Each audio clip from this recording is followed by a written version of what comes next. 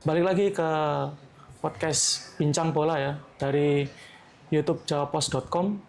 Kali ini saya Rizky, jurnalis jawapos.com, kedatangan temen salah satu idola saya ya, pelatih yang punya keilmuan akademik yang mumpuni dan juga punya kualitas teknikal yang tidak diragukan lagi karena pernah di Arab Saudi, kawan-kawan. Jadi memang benar-benar berkualitas. Oke, bisa dengan Mas, gimana kabarnya? Alhamdulillah sehat-sehat. Boleh perkenalan dulu ke teman-teman. Oke.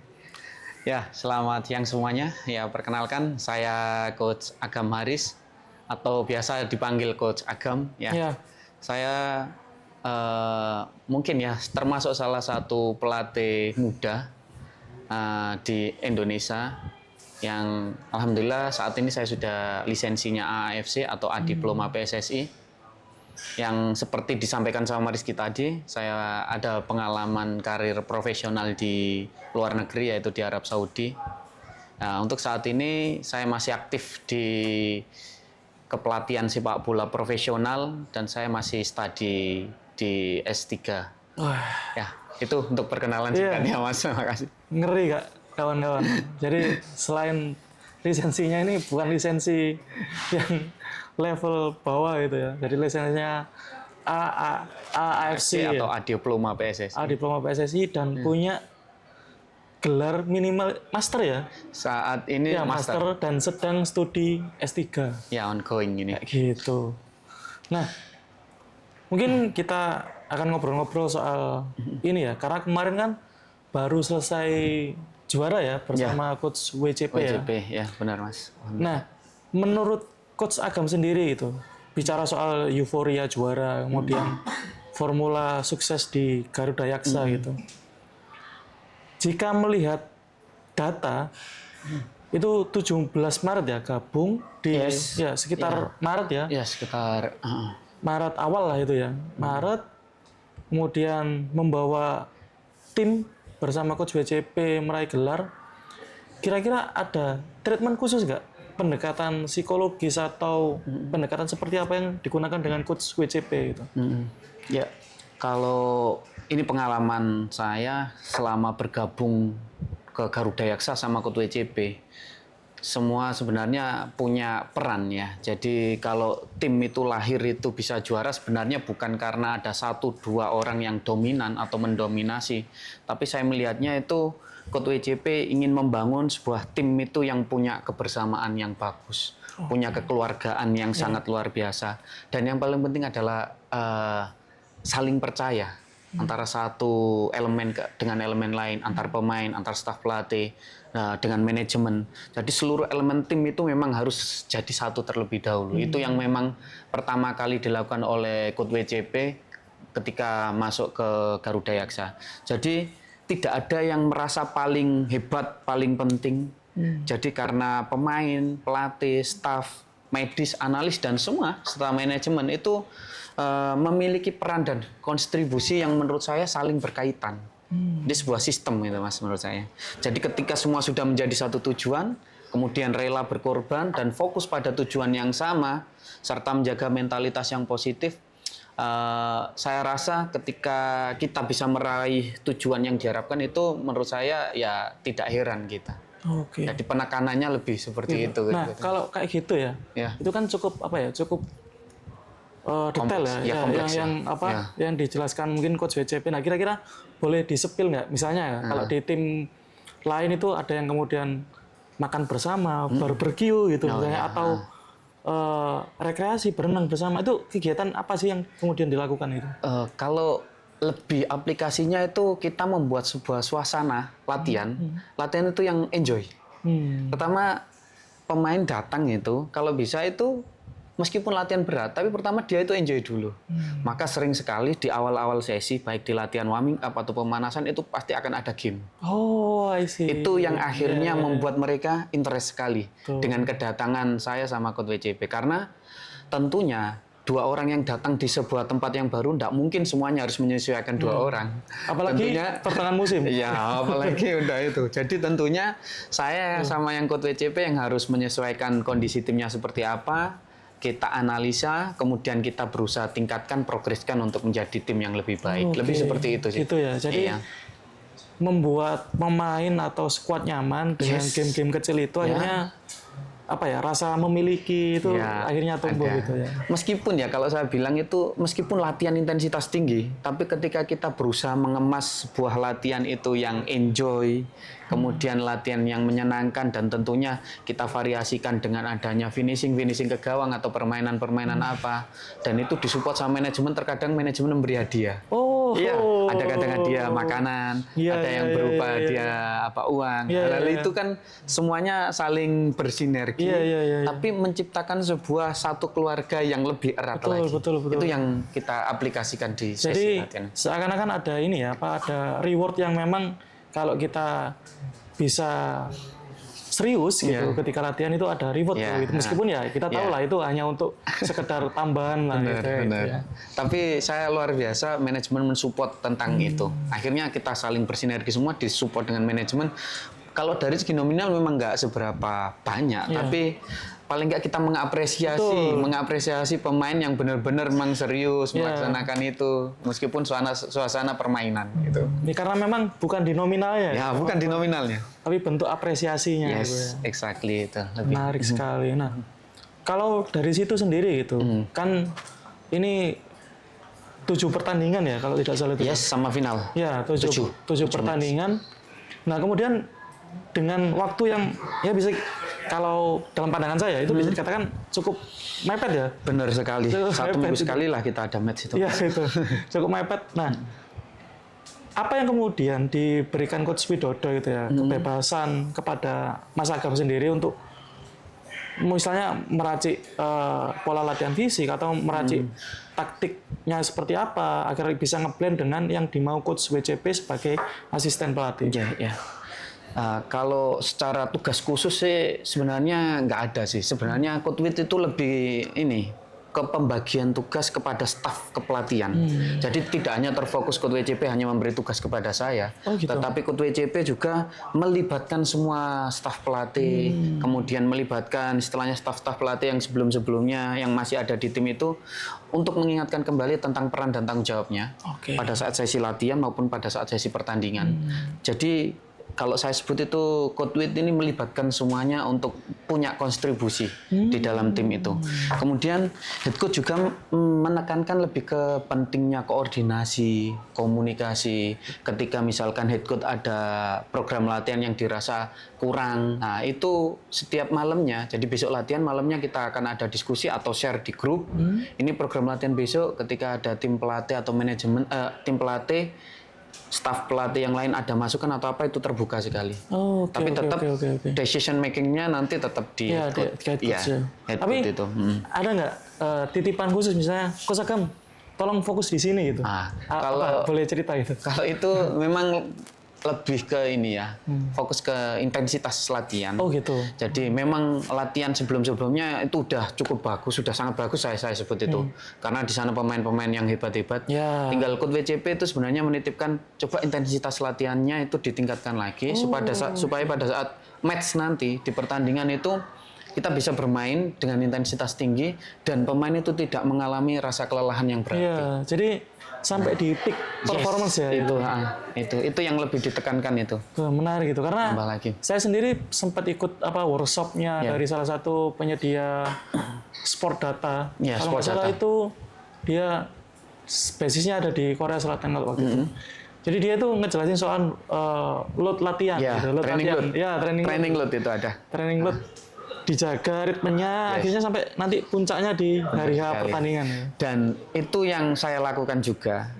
Itu yang saya lakukan setiap selesai sesi latihan, saya itu akan menanyakan kepada pemain-pemain Oh gitu. untuk menanyakan tentang ya itu tadi intensitas latihannya ini. Akhirnya kalau kita sebut itu ada namanya weekly training. Dalam 1 minggu itu saya mengetahui training load. Jadi sebelum match saya sudah ada rangkumannya. Coach Wid, program latihan minggu kemarin sebelum match ini intensitasnya sudah memenuhi target yang kita harapkan. Ada standarnya. Oh, oke. Jadi ada standar dari FIFA, referensi yang saya dapat itu, dan setiap individu pemain itu lengkap semua. Misal head coach itu tanya, Coach Agam misalkan pemain A intensitas 1 minggu kemarin ini bagaimana Coach? intensitas latihannya dia di bawah standar atau terlalu berlebihan atau memang sudah masuk standar yang berdasarkan referensi FIFA itu lengkap semua selama 7 minggu itu. Wow. Saya ada per pemain. Iya.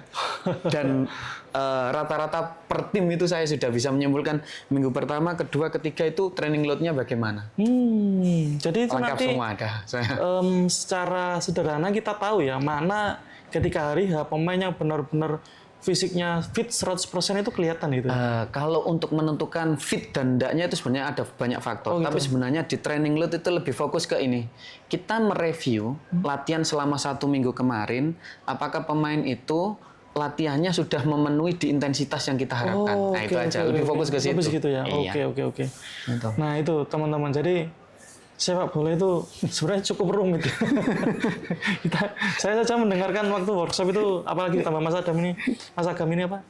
Membayangkan bagaimana rumitnya meracik sebuah tim sepak bola itu. Nah, ini pertanyaan fun fact aja sih sebenarnya. Ada data lah menyebutkan kalau Coach Agam tertarik ya dengan 4-3-3 attacking itu. Nah, apakah itu sempat diimplementasikan gitu, entah itu di Garuda Yaksa atau di tim lain itu, karena pengalaman Mas Agam kan cukup banyak gitu. Ya, kalau secara saya pribadi ketika saya waktu menjabat jadi head coach ya, sempat di Borneo U20 dan di Al-Wedah tim Arab Saudi itu, saya memang cenderung lebih ke formasi ke 1-4-3-3 fokus di attacking.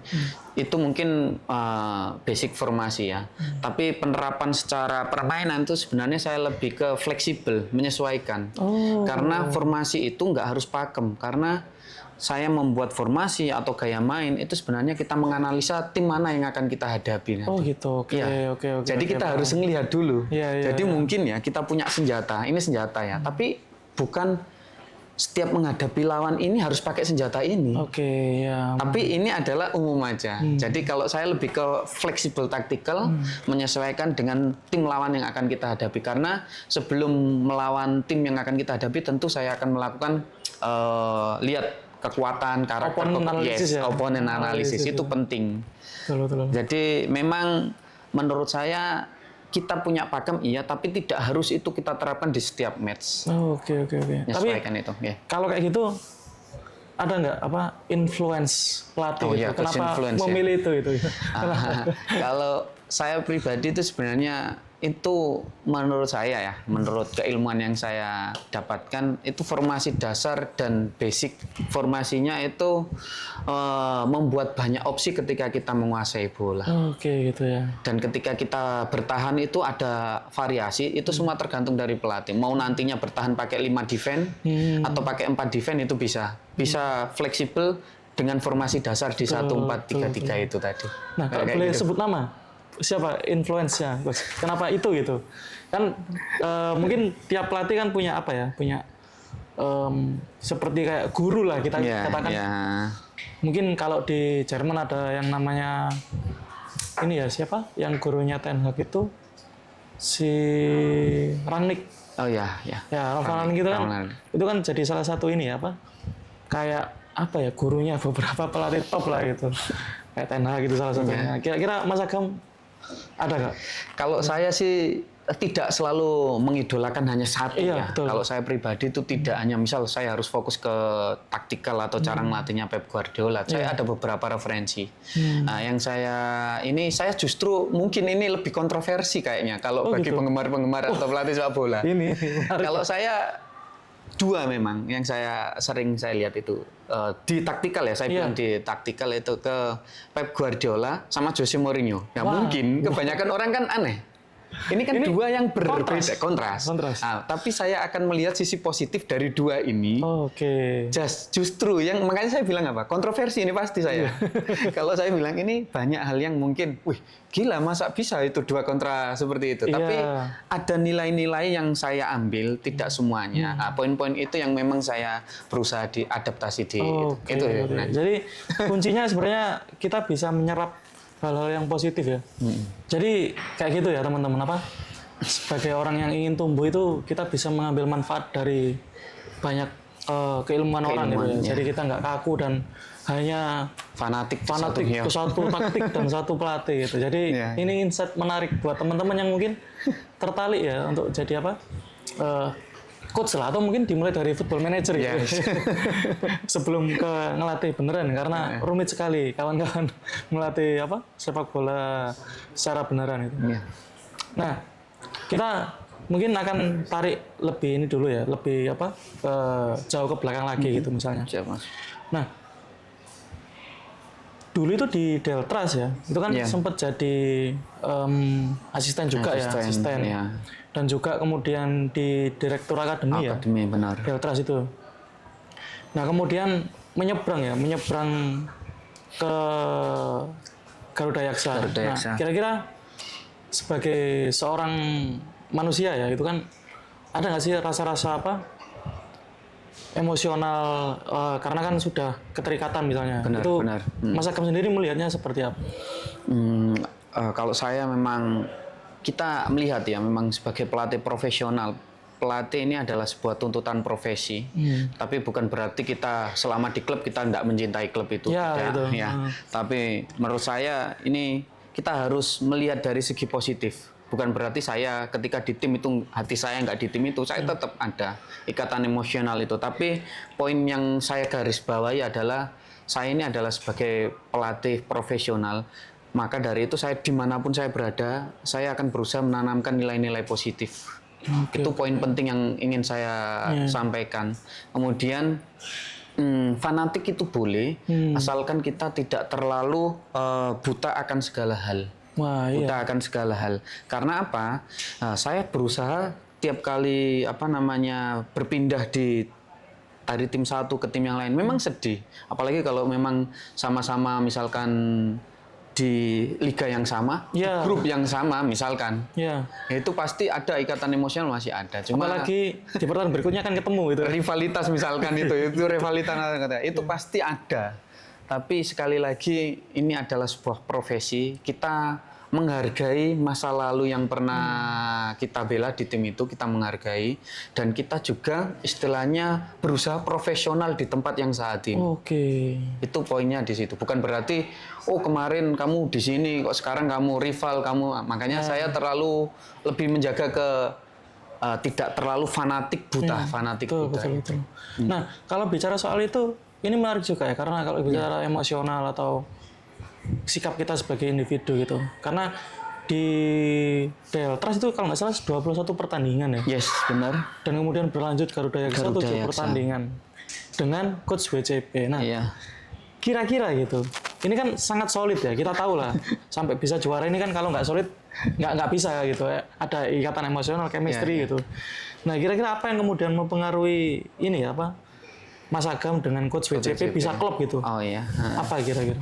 Kalau menurut saya chemistry itu bisa ada atau bisa terjadi itu memang dibangun ya, dibangun dari komunikasi yang baik, kemudian trust, kepercayaan, rasa saling percaya. Nggak bisa kalau satu percaya yang satunya nggak percaya nggak bisa. Ya, betul. Itu kan akhirnya akan ada chemistry. Kemudian yang paling penting adalah saling menghargai peran masing-masing. Itu penting sekali. Saya harus tahu menempatkan bahwa misalkan Coach WCP itu adalah head coach saya, sangat-sangat respect. Saya tahu tugasnya beliau apa, saya akan berusaha mensupport. Kemudian serta ini juga menjadi penting adalah harus punya visi dan tujuan yang sama. Oke. Ketika tujuannya udah berbeda, mau gimana akan ada chemistry itu terjadi. Iya. Nah, menurut saya lebih fokus ke itu sih, Ya, Mas. 3 poin itu tadi ya. Iya. Nah, itu sebenarnya karena gini ya, kita tahu sendiri loh di sepak bola itu ketika head coach pindah itu kan selalu bawa gerbong. Bawah, ya. Ya, itu kan karena memang chemistry-nya sudah ada. Sudah gitu. ada, benar. Nah, itu yang kemudian dibongkar sama Mas Agam sendiri, visi kemudian tahu porsi ya, trust, Tahu porsinya, tugasnya menghargai peran masing-masing, ya. dan komunikasi yang Dan baik. komunikasi yang baik itu jadi salah satu apa ya, bisa dikatakan salah satu dari sekian banyak resep untuk bisa jadi juara. Itu bisa juga. Nah, kalau kita lihat ya, ini ingin masuk lebih dalam lagi ke Deltras itu ya.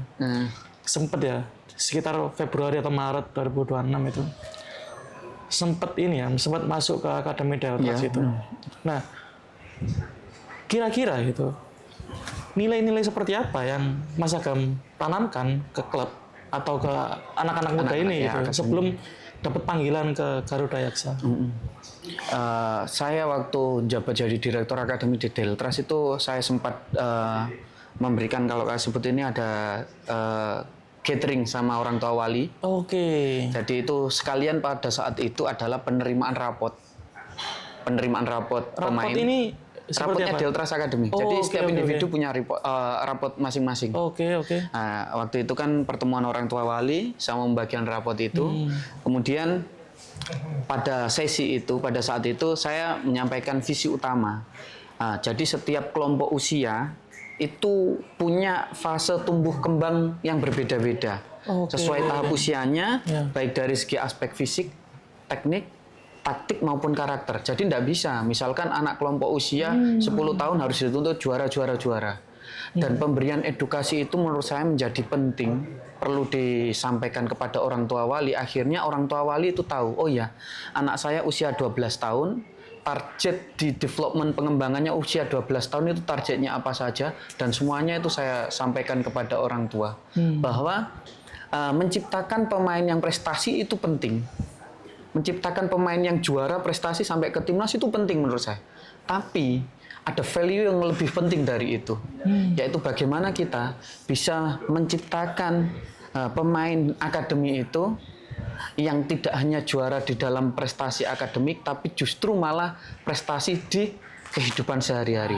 Nilai value karakter itu yang justru saya ingin tekankan kepada beliau. Menarik. Tapi sorry saya potong. Kalau boleh tahu usia yang waktu itu di handle di Akademi Deltras itu mulai paling kecil sampai berapa? Jadi kalau di Deltras Academy itu ada usia 6-9 tahun, itu level yang paling dasar sekali, kemudian 11 sampai 13 tahun, kemudian 14 sampai 15 dan 16 sampai 17. Itu go level ke senior. Sama yang terakhir kemarin ada di Deltras U19 yang kemarin ikut Pegadian Championship EPA itu. Championship itu. Menarik gitu. Jadi itu ya, karena kita tahu saya pernah nonton salah satu filmnya Serena Williams sama kakaknya itu. Yang dilatih sama orang tuanya, ayahnya itu. Benar. Ayahnya itu kan ada, ini sedikit cerita ya teman-teman, kawan-kawan. Jadi ayahnya itu ditawarin pelatih top karena tahu kualitas Serena. Tapi ayahnya itu bilang, jangan ikut karena sisi emosionalmu itu belum bisa sampai ke situ. Karena ketika sudah ikut profesional, dia kan dituntut untuk terus juara. Benar. Dan itu usianya masih belasan. Nah, gitu. Jadi ayahnya itu dia bilang gitu. Ini autobiografi aslinya Serena sama Venus itu. Kakak adik itu kan. Itu kan akhirnya jadi petenis top di Amerika tuh. Benar. Itu ternyata sangat relate ya dengan itu penting. Itu penting. Banyak pelatih hebat itu mungkin dia punya program sebagus apapun. Tapi kita harus tahu program latihan itu dikhususkan untuk kelompok usia berapa. Banyak pelatih itu yang bilang, coach saya minta programnya ini. Lihat dulu yang kamu latih itu siapa, tujuan kamu melatih untuk apa. Karena setiap kelompok usia itu punya fase tumbuh kembang yang berbeda. Kemudian punya istilahnya karakteristik anak-anak itu yang berbeda-beda. Untuk anak usia misal 9 tahun. Dia fokusnya masih sangat minim sekali. Dia tidak suka terlalu banyak penjelasan. Dia lebih suka banyak main aja. Ya. Nah, maka dari itu program latihan untuk anak usia 10 tahun, 9 tahun, sama usia 16 tahun, 17 tahun yang tentu jadi juga harus berbeda. Dan itu saya juga ini ya pernah dengar kalau di luar itu yang usia kecil itu 6, 9 itu nggak ada skor bahkan ya di pertandingannya, maksudnya ya udah kita nggak ngelihat skor menang kalah. Benar. Justru malah ada gawang banyak. Oh gitu? Iya, ada. Saya sempat pernah ada itu kayak festival ya itu. Gawangnya itu ada gawang utama satu sama kipernya, yang samping-sampingnya nggak ada gawang. Nah, tujuannya sebenarnya saya tanya sama panitia, kenapa? Dia ingin merangsang bahwa anak itu lebih banyak cetak gol aja dan dia selebrasi. Karena fasenya dia itu hanya senang gitu. Saya itu yang saya merasakan itu karena anak saya sendiri gitu juga. Maksudnya di luar menang kalah itu apa ya, merayakan gol sama teman itu lebih penting menurut saya bagi dia daripada hasilnya tadi timnya menang atau kalah. Iya, betul. Wah, ini benar-benar menarik sekali teman-teman. Nah, kalau kita tarik lebih jauh lagi gitu. Sebelum ke Deltras bahkan ini. Iya. Sempat ke Borneo tadi ya, Ya, kemudian ke Arab Saudi Arab gitu. Saudi, ya. Kita di sekitar musim 2024-2025 itu pelatih kepala ya waktu itu. Ya, saya Borneo di U20, 18 pertandingan. Nah, apa yang kemudian jadi perbedaan ya sebagai ini apa namanya bisa dikatakan pelatih kelompok usia gitu ya, dibandingkan asisten atau melatih di kelompok senior gitu. Kalau menurut saya pribadi perbedaan terbesar sebagai head coach di tim usia muda itu sebenarnya lebih ke tanggung jawab. Oke. Tanggung jawab saya secara personal itu bagaimana caranya membentuk seorang pemain secara utuh yang disiapkan menuju ke level senior. Oke. Ya nggak hanya fokus ke teknik taktik aja, tapi bagaimana lifestyle-nya dia sebelum terjun ke apa namanya, misalkan klub Liga 3, klub Liga 2 ataupun klub Liga 1. Jadi fase gimana transisi dari perubahan kalau saya sebut itu dari kelompok usia menuju ke tim-tim yang profesional. Saya berusaha menanamkan nilai-nilai kalau saya sebut itu bagaimana caranya sih menjadi seorang pemain yang profesional. Hal-hal apa yang perlu dijaga. Nah, sedangkan kalau saya sebagai asisten pelatih itu di tim senior itu saya lebih fokus ke membantu dan mendukung segala kebutuhan head coach. Head coach punya game plan seperti apa, punya filosofi seperti apa, saya berusaha mensupport merealisasikan itu. Oke. Itu yang menurut saya menjadi perbedaannya. Cukup mendasar ya, tadi soal peran dan Peran bagaimana itu benar-benar visi kita dalam membangun sebuah tim itu ya. Nah, kalau ini ya apa pengalaman yang menarik lagi nih 2023. Ini portofolionya cukup unik gitu ya. Karena di apa? Head coach-nya di Al-Wehda dan juga sempat direktur teknik ya waktu itu ya. Ya, direkturnya pernah direktur teknik itu. Nah, kultur sepak bola di sana yang untuk perempuan itu seperti apa? Apakah tantangan besarnya taktik, komunikasi atau budaya ya? Menurut pengalaman Mas Agam sendiri. Kalau pengalaman saya, memang awal-awal saya waktu di sana tahun 2023, tahun 2024 itu saya kaget juga. Saya kira sepak bola wanita di Arab Saudi itu nggak ada peminat atau mungkin hanya sedikit sekali. Ternyata banyak sekali klub di sana. Serius, saya kaget juga. Ada di sana itu levelnya ada di Liga 1 sama di Premier. Oke. Nah, ternyata peminatnya banyak juga ternyata.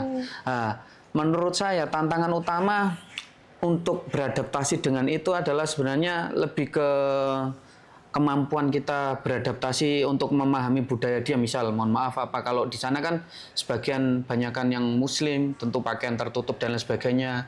Kemudian kalau kita ngelatih sama lawan jenis itu kita udah enggak ada istilahnya kayak touching gitu, enggak ada. Misal apa atau apa, saya berusaha menjaga itu. Karena kan di sana memang menurut saya religinya cukup kuat ya. Saya selalu jaga jarak terkait itu. Jangan sampai hal atau tindakan yang saya lakukan ternyata menyinggung dia, itu yang benar-benar saya berusaha jaga. Kemudian lebih ke pendekatan psikologis sebenarnya. Seperti apa itu, Mas? Contoh kayak gini. Dalam kurun tiap bulan, wanita itu kan tentunya akan mengalami istilahnya apa namanya siklus menstruasi dan hormonal dan sebagainya. Tentu itu akan mempengaruhi ke psikologis, emosi dan lain sebagainya. Maka saya bersyukur waktu di sana itu punya dokter tim, kemudian sama fisioterapi, itu Putri. Saya lebih cari infonya ke pemain-pemain saya itu lebih fokus ke dokter tim sama fisioterapisnya. Jadi saya mungkin sudah dapat info awal, baru saya panggil secara personal pemain saya untuk berdiskusi terkait permasalahannya itu. Oke, jadi untuk melihat apa ya kondisi fisiknya, karena kan meskipun perempuan, laki-laki itu kan ketika sudah main di pro itu kan tuntutan kualitas kebugarannya itu kan sangat tinggi gitu. Jadi konsultasi dengan dokter tim itu jadi kunci dokter sama tim medis waktu itu. Wah, ini menarik ini teman-teman, karena kita tahu ya apa sepak bola perempuan sendiri di negara kita mungkin belum terlalu ini ya, liganya kan tidak berjalan ya. Dan juga belum hype-nya kan belum terlalu tinggi gitu. Tapi kalau kita lihat di Eropa atau bahkan di Timur Tengah kayak Arab Saudi itu kan sekarang sudah mulai. Iya, itu kan menarik sekali itu. Nah, kalau dari situ gitu, Mas. Menurut ini kan pernah melatih perempuan dan laki-laki. Nah, kira-kira pendekatan psikologis untuk membangun apa ya? Chemistry itu ada perbedaan mencolok nggak, Bang? Kalau menurut saya memang seperti yang saya sampaikan tadi, ada namanya pendekatan secara fisiologis, kemudian hormonal itu tadi kita harus tahu fase-fasenya sampai dokter tim itu saya mau suruh membuat report. Pemain yang waktunya lagi menstruasi datang bulan itu saya suruh catatin semua. Oh gitu. Ikut hari ini ada 2 pemain yang lagi datang bulan. Oh gitu. Jadi saya selalu tanyakan kepada dia kalau memang kondisinya lagi nggak emosinya nggak stabil dan sebagainya, saya persilakan dia latihan individu kalau sekarangnya itu nanti membuat kondisi tim yang nggak baik. Itu saya sampai sempat kayak gitu. Jadi saya punya, iya, saya punya data itu dan report itu dari dokter. Ini menarik saya. Karena khawatirnya, yang saya khawatirkan sebenarnya lebih fokus ke, oke, tujuan hari ini latihan saya sebenarnya fokus ke tactical attacking. Nah, kalau ternyata dia moodnya sudah temperamen, emosi dan sebagainya, justru akan mengganggu kondisivitas tim itu. Tapi selama dia masih bisa dikendalikan, saya akan prioritaskan dia untuk bergabung di tim terlebih dahulu. Nah, kok ternyata dia misal ada hal yang kecil aja, misal benturan sama temennya, emosinya sampai keterlaluan, saya tanya, Dok, ini saya lihat dia memang lagi datang bulan, tolong Dok dekatin lah gitu. Ini pernah kejadian? Pernah. Pernah itu kejadian. Akhirnya saya nggak mungkin tiba-tiba langsung manggil dia. Iya. Nah, laki-laki sama perempuan masa langsung seperti itu enggak. Saya akhirnya panggil dokter, Dok tolong dekatin. Bagaimana dia masih bisa lanjut latihan atau dia memang pengen istirahat dulu. Iya, saya sampaikan. Waktu gitu. Iya, benar. Itu yang saya lakukan itu. Nah itu kalau perempuan, kalau laki-laki gimana?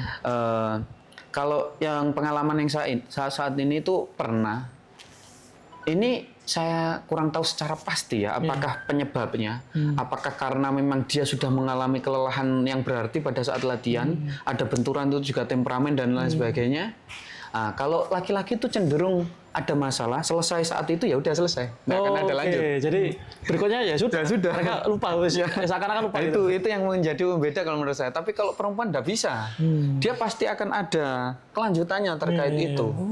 Itu yang real yang pernah saya hadapi itu. Wah, menarik banget ini. Jadi Coach Agam ini memang nggak kaleng-kaleng kawan-kawan. Jadi melatih tim perempuan dan melatih tim laki-laki punya pengalaman yang cukup panjang juga. Nah, selain itu pernah bekerja dengan beberapa pelatih besar di Liga Indonesia seperti Coach Edo, Coach Heri Setiawan, Freddy Muli pernah. Freddy Muli, Yusuf Eko Dono juga. Yusuf Eko Dono. Wah, ini nama-nama yang bisa dikatakan kalau di Indonesia ini legenda lah. Iya, legend-legendnya itu. Iya. Nah, itu gimana, Mas? Seperti membantu apa ya? Senior-senior atau pelajaran seperti apa, manajerial entah atau apa gitu yang Coach Agam sendiri dapatkan gitu. Kalau saya yang pertama itu sebenarnya pengalaman menurut saya itu adalah guru yang terbaik ya Mas. Dan saya mensyukuri itu. Saya pernah bekerja sama legend-legendnya sepak bola Indonesia. Siapa yang nggak kenal Coach Yusuf Eko Dono, Edward Eva Dalam, Coach Freddy Muli sama Coach Heri Jos itu. Yang saya ambil dari beliau-beliau itu orang hebat itu adalah pembelajaran dari mentor-mentor itu adalah pentingnya fleksibilitas taktikal sebenarnya. Yang tadi sudah sempat dibahas di awal. Ya, saya lebih banyak mendapatkan itu. Jadi bagaimana caranya kemampuan pelatih itu menyampaikan sebuah ide permainan, gaya main yang nantinya pemain itu bisa mengaplikasikannya. Gitu ya. Saya banyak belajar terkait itu. Jadi kita terkadang punya program yang bagus, niat yang bagus, ide yang bagus. Tapi ketika kita tidak bisa mentransfer knowledge itu kepada pemain dan pemain kurang bisa mengaplikasikannya di game ya percuma. Betul. Ide yang bagus itu tidak bisa teraplikasikan. Betul. Nah, hal-hal itu saya banyak dapat itu ya dari pelatih-pelatih hebat itu. Karena memang beliau kan memang mantan pemain-pemain yang hebat. Iya, jadi itu akhirnya pernah merasakan. Nah, itu transfer knowledge itu yang menurut saya nilai yang sangat berharga sekali yang saya dapatkan dari mentor-mentor saya hebat itu tadi. Wah, menarik banget nih kawan-kawan. Jadi sudah cocok lah nanti 2 atau 3 tahun lagi Coach Agam ini megang tim ya, head coach Liga 1 gitu misalnya. Nah, selain itu gitu, putra daerah Lamongan gitu. Kemudian punya impian lah. Menuntut ilmu sampai sekarang sedang S3 gitu, lisensi AAFC. apa yang kemudian ini ya apa membangkitkan coach untuk ini ya tanah kelahiran gitu. Apa yang kemudian teringat lah di Lamongan gitu. Ya, kalau saya sebagai profesional, pelatih profesional saat ini memang saya pasti punya impian, punya mimpi suatu hari nanti saya harus tahu dari mana sih saya dulu berasal, dari mana sih, dari daerah mana. Itu yang menjadi poin. Mudah-mudahan lah suatu saat nanti, tidak tahu kapan, saya bisa pulang ke daerah itu dengan ilmu yang saya dapatkan saat ini, ilmu yang saya miliki, pengalaman kerja dimanapun saya berada dengan tim. Saya ingin membantu membangkitkan sepak bola di tanah kelahiran saya. Dan tentunya saya berharap juga bisa memberikan istilahnya kebermanfaatan. Jadi menurut saya keberhasilan seseorang itu tidak hanya tentang pencapaian pribadi, kalau menurut saya. Tapi justru lebih ke bagaimana ilmu yang kita dapatkan, pengetahuan, pengalaman yang kita miliki itu bisa memberikan nilai manfaat dan membangun pemain atau generasi-generasi muda dari tanah kelahiran saya. Lebih fokus seperti itu sih nantinya. Karena mau bagaimanapun istilah homegrown itu kan nggak bisa dilupakan ya. Bener, itu nggak bisa. Itu ikatan emosional yang sangat historil itu. Bener. Kita lahir, kita dibesarkan di sana. Di mana itu? Betul. Nah, kalau kita bicara kepelatihan modern dan desain sepak bola masa depan itu, Coach Agam ini kan punya rata-rata sekitar setengah tahun lah ya. Di sepak bola modern ini pergantiannya kan cukup cepat ya, pelatih itu ya. Apa kayak sirkulasi pergantian pelatih itu ya. Nah, Coach Agam sendiri melihat soal apa ya stabilitas pekerjaan ini, karena ini kan juga mungkin ada kawan-kawan kita yang masih S1 keolahragaan gitu, atau yang S1 kepelatihan. Ya, S1 kepelatihan itu yang ingin tertarik, wah aku mungkin suatu saat nanti seperti Mas Agam. Nah, boleh cerita nggak soal apa prospek lah istilahnya kita pekerjaan yang dilakukan Mas Agam hari ini gitu. Kalau saya memahami ya, jadi dinamika sepak bola atau terutama fokus ke pelatih ini kan sebenarnya berjalan sangat cepat sekali. Mungkin hari ini kita tidak tahu pelatih Manchester City siapa, besok berubah dan lain sebagainya. Nah, perubahan-perubahan itu kan saya bilang mungkin kita sebagai pengamat atau pencinta sepak bola kaget dengan keputusan-keputusan yang terjadi seperti itu. Sebenarnya kalau saya sebagai pelaku, sebagai pelatih profesional, pergantian pelatih itu adalah bagian dari sebuah risiko. Menurut saya, itu adalah risiko pekerjaan yang harus disikapi secara profesional. Itu poin yang pertama terlebih dahulu. Kemudian yang kedua tadi istilahnya bagaimana kita bisa menjadi kalau rule buat anak-anak yang ingin anak-anak muda yang ingin jadi pelatih itu saya lebih fokus menekankan pada ke kinerja atau kerja kita saat ini sebagai pelatih dimanapun berada. Pertama kita harus menunjukkan kualitas diri kita terlebih dahulu. Meskipun kita melatih di tempat yang kecil, tapi ketika kita udah bekerja dengan cara profesional, kemudian kita berusaha beradaptasi dan berkembang untuk selalu upgrade keilmuan, kemudian menjaga kualitas kerja kita profesional, konsistensi, dan yang paling penting adalah karakter. Karakter itu tidak bisa dipelajari 1-2 hari. Ya, itu dibangun bertahun-tahun. Dan saya berusaha menjaga itu sejak saya melatih atau sebagai volunteer di klub SSB. Wow. Saya berusaha menjaga itu sampai saat ini. Umur berapa itu Mas kira-kira? Saya masih ingat nggak? Ingat itu pernah waktu saya masih kuliah. Saya masih kuliah, maksudnya dalam artian saya menjadi volunteer di SSB atau apa. Dan saya berusaha saat itu saya pengen menjadi pelatih yang profesional dengan melakukan hal-hal yang positif yang mungkin itu tidak dilakukan sama pelatih lain. Contohnya kayak gini. Saya berusaha selalu konsisten datang 30 menit sebelum pertandingan, sebelum latihan dimulai. Dan menyiapkan segala kebutuhan latihan itu sudah saya prepare sebelumnya. Itu kan yang menurut saya kan hal yang sederhana ya. Tapi itu sudah saya lakukan sejak saya waktu masih di volunteer SSB. Dan saat ini justru saya malah harus datang 1 jam sebelum latihan. Dan lebih itu prepare sudah biasa. Udah, menurut saya ya nggak kaget. Gitu. Karena sudah dilakukan. Sudah dilakukan sekitar 15 tahun yang lalu. Gitu.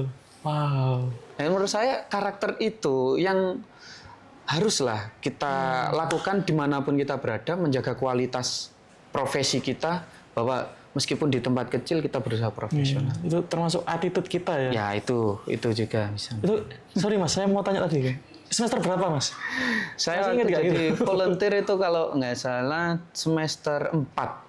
Itu berarti saya di tahun 2012. 2012. Itu kan tahun kedua kuliah Iya, berarti ya. saya tahun kedua kuliah, 2012 itu. Nah itu dengerin kawan-kawan. Jadi semester 4 aja udah kepikiran kayak gitu. Makanya bisa sampai di level ini tuh nggak kemarin sore. Jadi udah pondasinya udah dibangun jauh sebelum beliau bisa sampai bisa juara Liga 2 gitu. Nah ini menarik ya karena di usia ini ya 32-an mau 33 ini. mau 33 lisensi AFC gitu. Yang menurut saya tergolong muda lah gitu. Muda banget lah. Umur 30 AFC gitu. Dan bagaimana ngelihat ya kita tahu kita dulu pernah ngobrol soal teknologi, ya, teknologi kemudian data dan lain-lain. Nah, kira-kira di mana Mas Agam melihat perkembangan ini? Apakah sudah ideal atau hanya sebatas pelengkap nantinya gitu di sepak bola? Nah, kalau ini pengalaman saya waktu di Liga 2 ya, memang saya melihat penggunaan istilahnya sport science, data analis, kemudian video analis, kemudian istilahnya data-data penunjang yang lain yang ada di sepak bola Indonesia saat ini memang sudah berkembang ke arah yang positif. Oke. Ini saya selalu optimis sepak bola Indonesia ke depan itu akan lebih baik lagi. Tentunya ya dimulai dari siapa? Ya dari pelaku-pelaku sepak bola yang menanamkan nilai profesionalitas, kemudian disupport dengan sport science, dengan teknologi dan lain sebagainya itu. Jadi menurut saya dalam sepak bola modern itu ya bukan berarti kita tidak boleh atau anti teknologi, anti sport science, anti keilmuan yang baru, karena ilmu sepak bola itu adalah dinamis, Mas. Sama halnya seperti kita belajar. Jadi kita belajar saat ini mungkin studi lagi kuliah gitu, bukan berarti ilmu yang kita dapatkan saat ini itu udah yang paling benar, enggak bisa. Lihat perkembangannya itu menurut saya. Betul.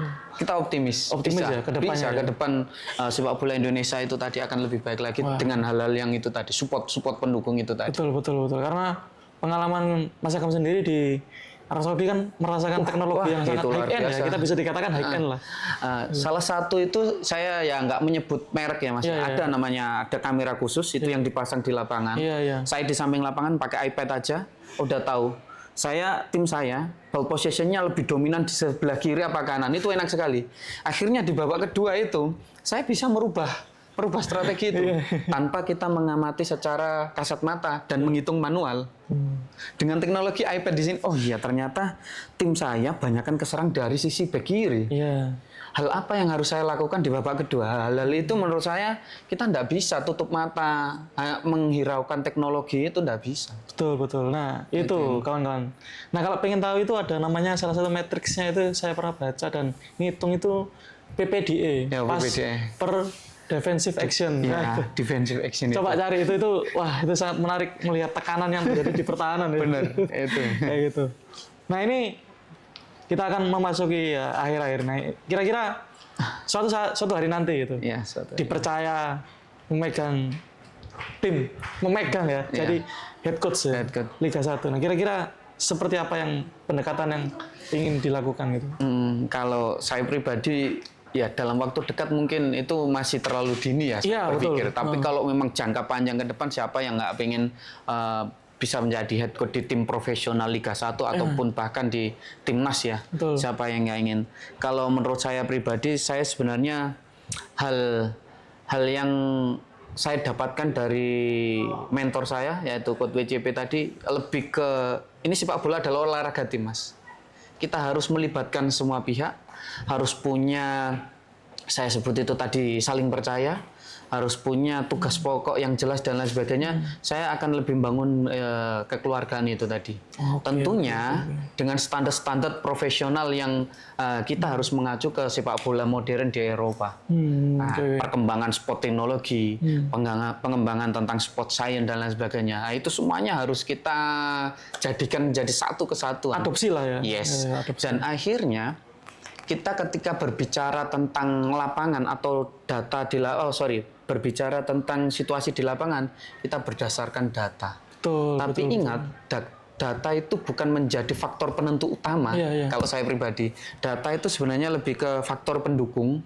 Justru yang mungkin tidak kita lihat adalah faktor di emosional itu tadi, yang nggak bisa dihitung. yang itu ya Nggak bisa dihitung, bisa dihitung. Betul, itu yang saya perlu perhatikan nanti ke depan. Nah itu termasuk belajar bahasa nggak, Coach? Kan pernah melatih di Arab Saudi kan minimal bahasa Inggris lah ya.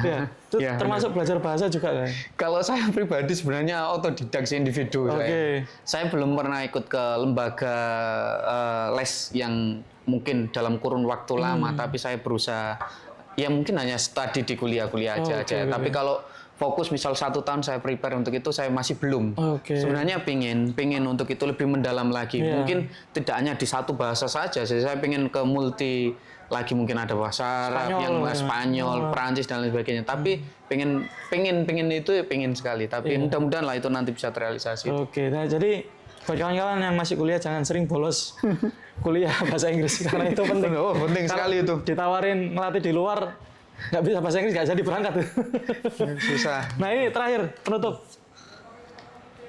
Udah juara Liga 2 atau Championship. 2-3 tahun lagi mau apa gitu sebagai pelatih muda?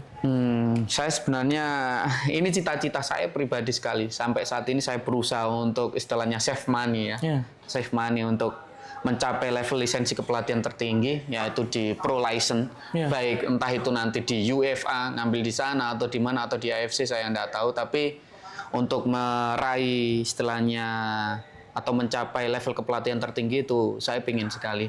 Makanya langkah-langkah itu saat ini saya sudah berusaha save money terkait itu. Kemudian yang kedua saya harapannya sebenarnya pingin karena saat ini saya di pelatih sepak bola profesional, saya ingin punya istilahnya track record atau jejak rekam yang cukup positif dengan cara mungkin prestasi saya yang akan lebih stabil dimanapun nanti saya berada, dan tentunya mengaplikasikan tentang sport science itu tadi. Ya, jadi saya memang dari akademisi tapi saya ingin itu diterapkan lah selama saya dimanapun saya berada, itu dalam kurun waktu 2-3 jadi kayak legacy atau warisan yang ingin ditinggalkan oleh Mas Agam. Terima kasih. Itu dulu dari podcast Terima kasih. Bincang Bola gitu ya. Makasih Coach Agam juga. Terima kasih banyak. Sampai ketemu di episode berikutnya. Salam.